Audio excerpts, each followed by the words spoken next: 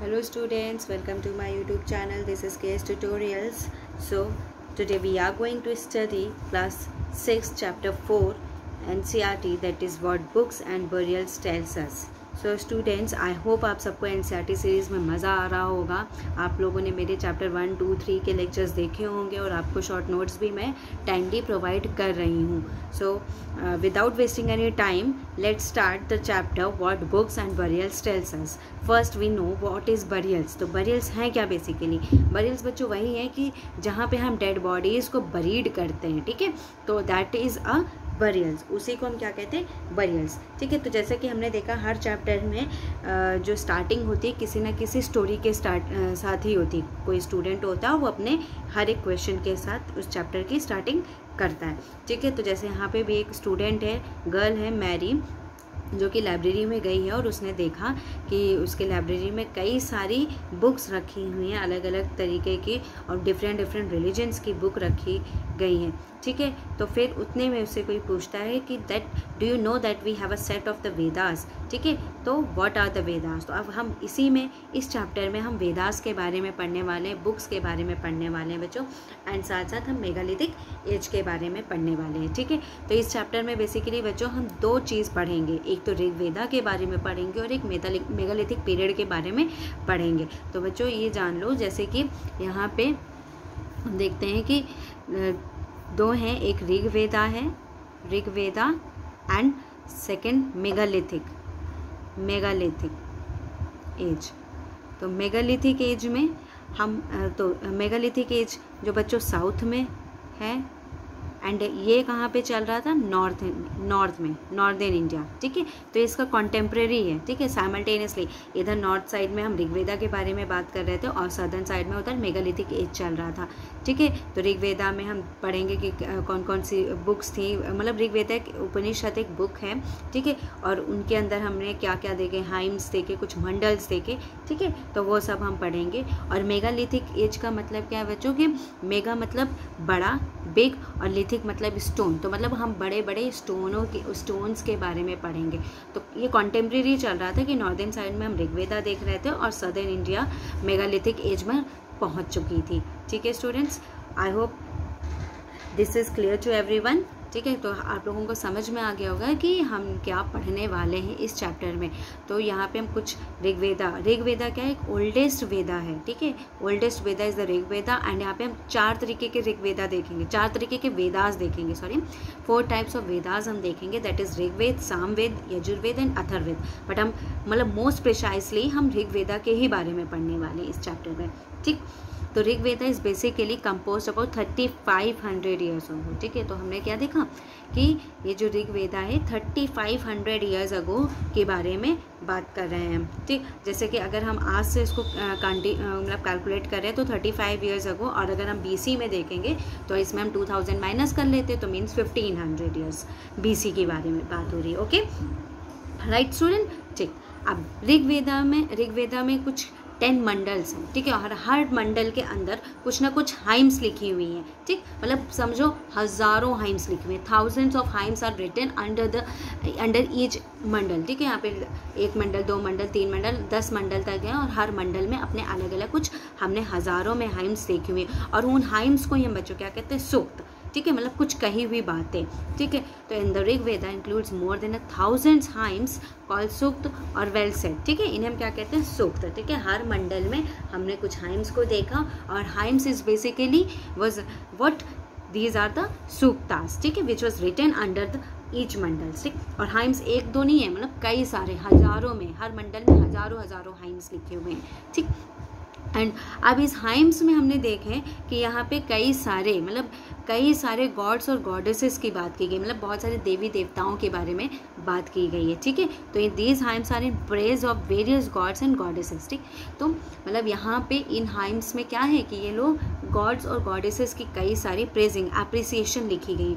और ये God's basically हैं क्या? दैट अग्नि, the fire, Indra the warrior god and the Som a plant from which a special drink was prepared. तो हमने क्या देखा, हमने 3 तरह के भगवान इनके देखे, एक तो अग्नि जिसे इन्होंने आग कहा गया, आग, और दूसरा इंद्र, और एक सोमा. सोमा बच्चों एक स्पेशल टाइप ऑफ ड्रिंक थी, जैसे कि मदिरा, लाइक आज के टाइम पे हम कहते हैं वाइन. ठीक, तो यही तो सोमा, मतलब सोमा भी एक तरीके से एक प्लांट था जो ड्रिंक को प्रिपेयर करने में काम आता था. तो बच्चों देखो ये उनके उस टाइम के भगवान थे. ठीक, तो ये चीज़ आज के टाइम पे हम इस चीज़ को गलत मानते हैं, but at that time at Rig Vedic period it is considered under the God.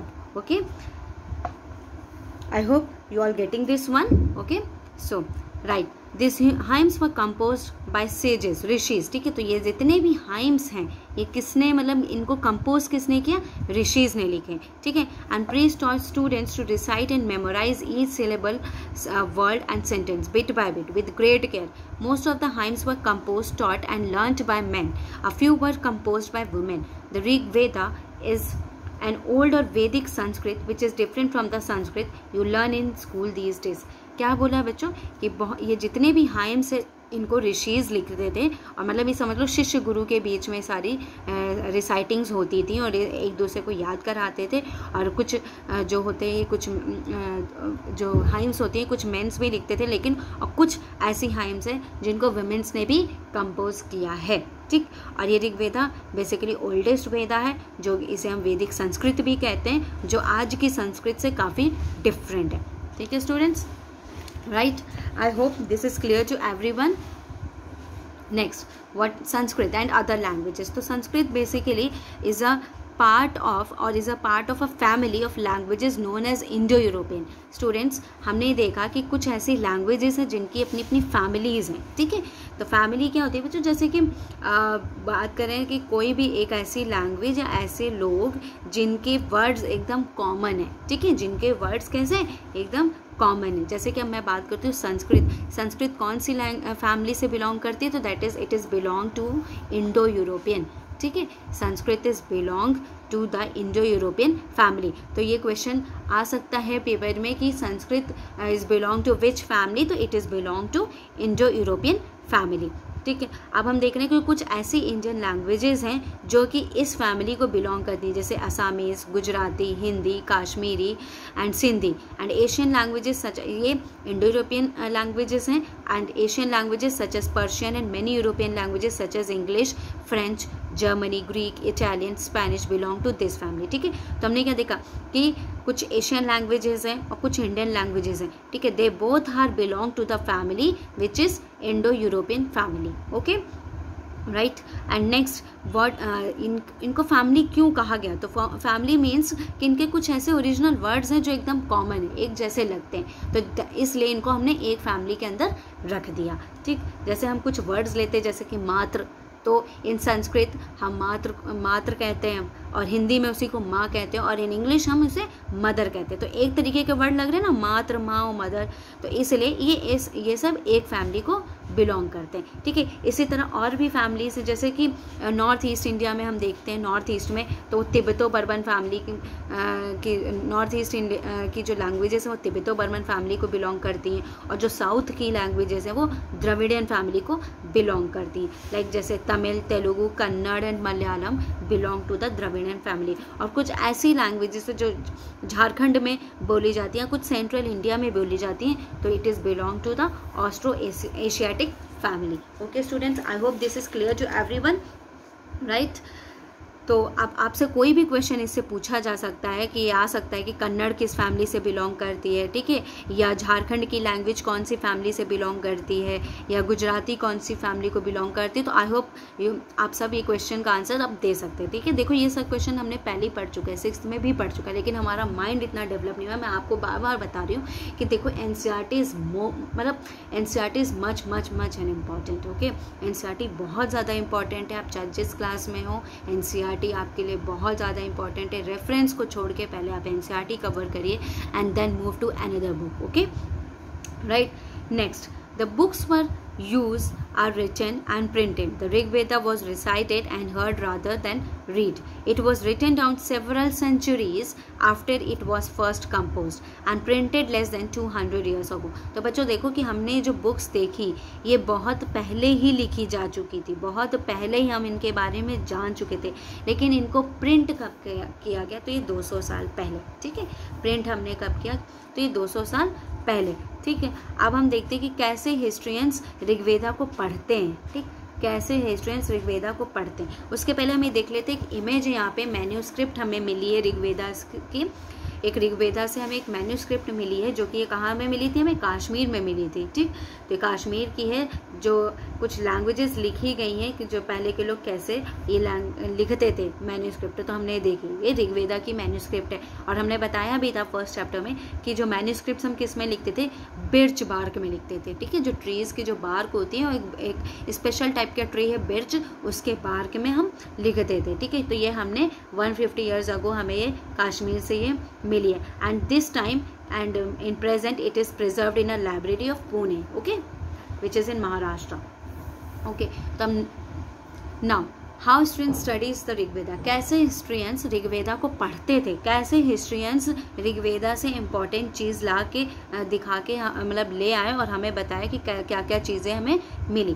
तो देखो, historians like archaeologist find out about the past, but in addition to material remains they examine written sources as well, ठीक है। आप देखो, हिस्ट्रियंस हो गए, archaeologist हो गए, ये सब एक तरीके से डिटेक्टिव है, ठीक है। ये हिस्ट्री के एक तरीके से डिटेक्टिव है। इनको जो चीज़ें मिली इनको इन्होंने पहले एग्जामिन किया और उसके बारे में फिर हमें बताया, चाहे वो कोई भी रिटन सोर्स हो, चाहे पॉट्स हो, चाहे स्टैचूज हो, जो भी चीज़ें हमें एविडेंसेस मिलते चले गए, इन्होंने उनको स्टडी की, अच्छे से एग्जामिन किया एंड देन उन्होंने हमें उनके बारे में बताया। तो कुछ ऋग्वेदा में हमने देखे कि कुछ ऐसे हाइम्स हैं जो कि डायलॉग्स में लिखे गए हैं, ठीक है, कुछ डायलॉग्स में लिखे गए हैं। और ये डायलॉग्स यहाँ पे एक एग्जाम्पल इन्होंने दिया है, देखो कि एक विश्वामित्र और 2 रिवर के बीच, 2 रिवर कौन कौन सी? ब्यास और सतलज के बीच में बातें हो रही हैं। तो ठीक है, तो हमें कुछ यहाँ पे एग्जांपल देख लेते हैं। एक डायलॉग है विश्वामित्रा और रिवर्स के बीच में। तो विश्वामित्रा कहते हैं, O rivers come down from the mountains like 2 swift horses like 2 shining cows that licked their calves. ठीक है, विश्वामित्रा रिवर से कहते हैं, अरे रिवर तुम नीचे आ जाओ, जैसे कि कुछ अच्छे हॉर्सेस और कुछ 2 शाइनिंग काउज की तरह जो अपने काव को लिक करते हैं। ठीक है, तो मतलब समझो उस टाइम के एनिमल कौन कौन से एनिमल्स, मतलब ये रिवर, विश्वामित्रा क्या कर रहा है, रिवर को अप्रिशिएट कर रहा है। ठीक है, रिवर की प्रशंसा कर रहा है, रिवर की तारीफ कर रहा है, ताकि रिवर वो नीचे आ जाए, सेटल डाउन हो जाए और विश्वामित्रा उसको क्रॉस कर सके। ठीक है, तो यहाँ पे देखो रिवर को किससे कंपेयर करा, हॉर्सेस से कंपेयर करें। तो हॉर्सेस क्या मतलब, समझ लो कि ऋग्वेदा के टाइम हॉर्सेस क्या अच्छे एनिमल होते होंगे, तभी तो रिवर्स को उन्होंने हॉर्सेस बोला। ठीक है, और रिवर्स को अप्रिशिएट करें। और फिर किसके साथ इनको कंपेयर किया, काउस के साथ कंपेयर किया। तो काउस क्या है, काउस को भी उन्होंने क्या बोला, अच्छा माना। तो मतलब हम अब यहाँ से हिस्ट्रियंस ने देखो इन दोनों एनिमल को ले लिया। ठीक है, अब उनको ये पता चल गया कि भाई ऋग्वेदिक पीरियड में कौन कौन से एनिमल इंपॉर्टेंट है, एक हॉर्स इंपॉर्टेंट है और एक काउ इंपॉर्टेंट है। ठीक, अब बात करते हैं, you move like chariots to the sea through the power of Indra, you are full of water and wish to unite with one another. ठीक है, तो उन्होंने क्या बोला, मैं घोड़े से आया हूँ और पूरा इंद्र के पावर के थ्रू हूँ। ठीक है, और आप लोगों ने मतलब पूरी तरीके से समझ लो कि विश करता है वाटर से कि आप मतलब मुझे जाने दो। तो रिवर क्या बोलते हैं, we who are full of water move along the path the gods have made for us. Once we start flowing, we cannot be stopped. तो रिवर्स क्या कहती हैं कि मैं पानी से भरी हुई हूँ और जो पाथ गॉड ने हमारे लिए बनाया है मैं उसी के को ही फॉलो करती हूँ, और जब मैं एक बार फ्लो करने लग जाती हूँ तो मैं रुकती नहीं हूँ। ठीक है, तो फिर तुम क्यों मुझसे प्रे कर रहे हो, ठीक है, तुम फिर क्यों मुझसे प्रार्थना कर रहे हो। फिर विश्वामित्रा उनसे प्रार्थना करता है, O sister please listen to me, the singer who has come from a distance with his chariots and carts, let your waters not rise above your our axles so that we can cross safely. तो फिर उनसे pray करता है कि अरे बहनों please मेरी बात सुन लो, मैं बहुत दूर से अपने रथ, चैरियट्स में रथ, ठीक है, रथ से आया हूँ, प्लीज़ थोड़ा सा सेटल डाउन हो जाओ, थोड़ा सा अपने आप को कंट्रोल कर लो ताकि मैं सेफली क्रॉस कर सकूँ। तो फिर रिवर्स कहते हैं, ओके ओके हम तुम्हारी प्रेयर्स को मानते हैं, ठीक है, और हम तुमको सेफली क्रॉस करने के देते हैं। ठीक है, तो अब देखो ना कि हमने यहाँ से क्या क्या चीज़ें देखी, क्या क्या आर्कियोलॉजिस्ट को पता चला। पहली बात तो 2 एनिमल्स के बारे में पता चला, एक हॉर्स हो गया और एक काऊ हो गया। तो ऋग्वैदिक पीरियड में कौन से एनिमल थे, ये क्वेश्चन पूछ सकते हैं। तो ऋग्वैदिक पीरियड के टाइम कौन से हॉर्सेज और काउस थे। ठीक है, अब हमें यहाँ से ज्योग्राफी के बारे में भी पता चल रहा है। ज्योग्राफी मतलब कैसे कि 2 रिवर, और 2 रिवर कौन कौन सी थी, ब्यास और सतलज। ठीक है, तो हमें उन दोनों रिवर के बारे में भी पता चल रहा है कि ब्यास और सतलज रिवर्स थी। ठीक, और साथ साथ अब इन्होंने क्या किया, रिवर को एक गॉडेस की तरह मान रहा है। ठीक है, रिवर को एक गॉडेस की तरह मान रहा है। तो ठीक है, तो अब हमसे ऋग्वेदा के गॉड्स के भी बारे में पता चल गया कि रिवर को भगवान मानते थे। Okay, getting no? तो I hope this is clear to everyone. Okay, so move further. Cattle, horses and chariots. ठीक, so what is cattle, horses and chariots? तो there are many prayers in the Rigveda for cattle. ठीक है, तो यहाँ पे बहुत सारी ऐसी प्रेयर्स हुए ऋग्वेदा में जो किसके लिए की गई, कैटल्स के लिए गई, चिल्ड्रंस के लिए की गई, स्पेशली सन्स एंड हॉर्सेस के लिए की गई। ठीक है, तो बच्चों हमें पता चल रहा है कि ऋग्वेदा में कौन कौन इंपॉर्टेंट थे। एक तो कैटल इंपॉर्टेंट थे, चिल्ड्रंस स्पेशली सन्स, मतलब यहाँ से देखो पेट्रियार्कल सोसाइटी डेवलप होने लगी। ठीक है, पेट्रियार्कल माइंड सेटअप था ऋग्वेदास के टाइम। ठीक, और साथ साथ हॉर्सेस। ठीक है, तो हमने क्या देखा, तीन लोग बहुत ज़्यादा इंपॉर्टेंट थे, cattles, childrens basically sons and horses. Okay, so horses were yoked to chariots that were used in the battles which were fought to capture cattle. ठीक है, हॉर्सेस को क्या करते थे, बैटल्स में यूज़ करते थे। ठीक है, जब ये कोई लड़ाई वड़ाई होती थी तो उसमें हॉर्सेस का यूज़ करते थे। और बैटल्स किस लिए लड़ी जाती थी, लैंड के लिए लड़ी जाती थी और अपने इम्पोर्टेंस के लिए, मतलब अपनी राज प्रशासन के लिए लड़ते थे। ठीक, और यहाँ पे कौन से क्रॉप को सबसे ज़्यादा ग्रो करा जाता था, तो बार्ले को ग्रो करते थे। ठीक, फिर some battles were fought for water and to capture people, और कुछ बैटल्स फाउट करी जाती थी किस लिए, वाटर के लिए और लोगों को कैप्चर करने के लिए। Okay, right. ठीक, अब जब कोई बैटल, कोई रूलर, जब मतलब समझ लो कि 2 लोग हैं, ठीक, 2 लोग हैं समझो, और उन दोनों के बीच में बैटल हुई, लड़ाई हुई, तो जो जीत जाता था, ठीक है, जब जो जीत जाता था तो उसके पास उसका राज्य भी आ गया, प्रशासन भी आ गया, सब कुछ आ गया, पैसा भी आ गया। ठीक है, उसके पास वेल्थ भी आ गई। तो सबसे पहले क्या काम करता था, जितना उसको मिलता था पहले तो खुद रख लेता था। ठीक है, पहले जो जीतने वाला लीडर था वो पहले खुद रख लेता था, और फिर बाकी बचा कुचा, मतलब फिर उसके बाद किसको डिस्ट्रीब्यूट करता था, प्रीस्ट को डिस्ट्रीब्यूट करता था। तो मतलब ऋग्वेदा के टाइम पे हमने ये देखा कि प्रीस्ट, मतलब ये जो ब्राह्मण थे वो भी क्या थे, बहुत इंपॉर्टेंट माने गए। ठीक, तो प्रीस्ट मतलब ब्राह्मण्स को ये रिस्पेक्ट देते थे। ठीक, उनको ये जो भी मतलब वेल्थ थी इनके पास उसका आधा ये प्रीस्ट को बांट देते थे।